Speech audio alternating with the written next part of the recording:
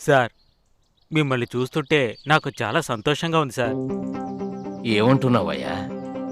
మీరు, మీ అబ్బాయి బ్రాహ్మణులయుండి కూడా క్రిస్టియన్స్‌గా మారిపోయారు. తలుచుకుంటుంటే ఆనందంగా ఉంది. జాన్పాల్, బ్రాహ్మణుడు క్రిస్టియన్గా మారితే అతనికి ఏమైనా 2 కొమ్ములు మొలుస్తాయా ఏంటి? బ్రాహ్మణ Christian, Naidu Christian, Reddy Christian అని చెప్పి మీరే పొగిడేయకండి. అందుకని సేవ చేసేందుకు వచ్చిన వాళ్ళు తర్వాత సంపాదించేందుకు మొదలు పెడుతున్నారు. ఎక్కడి నుంచి వచ్చాడో చూసి ఆశ్చర్యపోవడం కంటే ఎక్కడికి వచ్చాడో తెలుసుకుని సంతోషపడండి. అందుకు కృతజ్ఞతలు చెప్పండి. అది అతనికి చెప్పకండి, దేవునికి చెప్పండి. ఏంటయ్యా? కరెక్టే సార్. మిమ్మల్ని ఒకటి అడగాలి. హ్మ్, ఈ డినామినేషన్ అంటే క్రైస్తవుల్లో ఇన్ని భాగాలు ఎలా వచ్చాయి సార్? బైబిల్ చదువుతావా?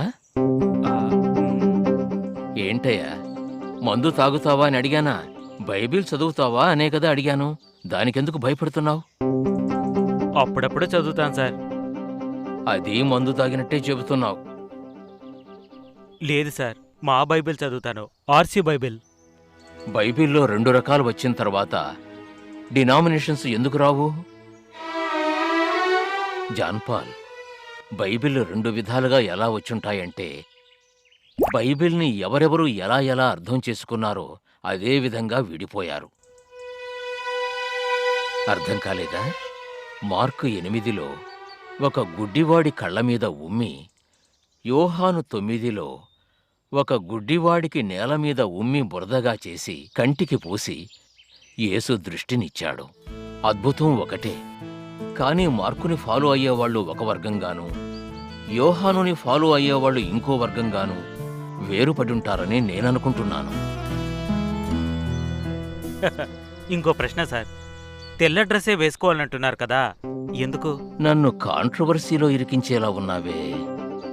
మత్తయి 6వ అధ్యాయంలో అడవి పువ్వులను గమనించి చూడండి, అవి కష్టపడవు, ఒడకవు. నేడుండి రేపు పొయ్యిలో వేయబడు అడవి గడ్డిని దేవుడు ఇలాగు అలంకరించిన ఎడల మీకు మరి నిశ్చయముగా వస్త్రములు ధరింపజేయును కదా అని యేసుక్రీస్తే చెప్పారు. అందువల్ల జీసస్సే కలర్గా డ్రెస్ వేసుకోవచ్చని అంటున్నారని నేననుకుంటున్నాను.